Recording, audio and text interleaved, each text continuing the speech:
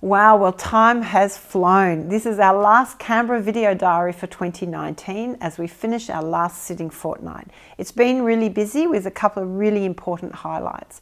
One of them was presenting the petition on NDIS for Chris and Bobby English. To present an important petition of 19,446 signatures of fellow Australians who are calling on their Parliament to take urgent action to enable people with a disability over the age of 65 to get proper support. At the moment, if something happens to you after the age of 65 and causes you to incur a disability, like Chris, who fainted and fell on his 69th birthday and became a quadriplegic, NDIS does not cover you. You only have access to My Aged Care, and the level of plan and support is much lower.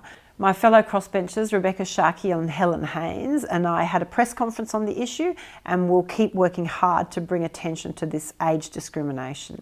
One of the biggest issues facing communities beyond these walls is the scourge of domestic violence. The statistics are horrific. On average, at least one woman dies each week as a result of intimate partner violence. I also used one of my statements in Parliament to raise the issue of domestic violence. We still have horrific statistics of up to one woman a week being killed in an intimate partner situation. I used part of my time, in fact, to have a moment's silence, which is really important. We need to address this issue and make sure we talk about it in the right way. The CSIRO has found that over 3/4 of rubbish along our coast is plastic, with up to 40,000 pieces of plastic per square kilometre. I also raised a couple of issues that I know are very important to people in Warringah: waste and environmental sustainability, especially, for example, plastics in our oceans. And I did refer to a project that North Bargalla Public School has been doing in a video on the crayweed project. I also raised the issue of congestion and air pollution, because the statistics are coming out in relation to lung cancer, for example, and 1 in 5 patients with lung cancer are actually non-smoking related, and actually air pollution has a huge impact. So we need to be aware of those risks. I renewed my call for greater monitoring and more transparency in air pollution standards. Another issue that has been very topical for many constituents in Warringah is the Sydney Federation Harbour Trust review that was announced by Minister Ley. I raised with her my concern about the deadline for the review, currently 23rd of December, which doesn't give people much time to put in submissions. I urge and remind everybody, if you feel strongly about the outcome, to go to the website and put in a submission. Parliamentary standards were a hot topic this fortnight. I did use my question in question time to the Prime Minister to point out that really the standards are dropping, and trust and faith in our political system are dropping by the day. We need a National Integrity Commission. We need one that has a good referral mechanism, and we need good transparency. There needs to be accountability, and that does require, I believe, public hearings. And I call the member for Warringah. Thank you. To the Prime Minister, trust in politicians is at an all-time low, and it is dipping day by day. This is our responsibility to fix. Parliament is paralysed by these allegations that need to be investigated by an independent body. Could you please inform the House when the government's bill on a National Integrity Commission will be introduced, and will the bill include powers to investigate parliamentarians and their staff? Can I call the member for Warringah?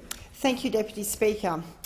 Ironically, on the very same day a secret deal was done between the government and Senator Lambie to permit the repealing of the Medivac law, we were also speaking on establishing as an Integrity in Sport Commission. And it's not always rewarded by standing on the dais with a medal. It's actually standing there maybe with somebody else who has to pull out of a field, or standing on the side of a race knowing you gave it everything and that you really stood by your principles.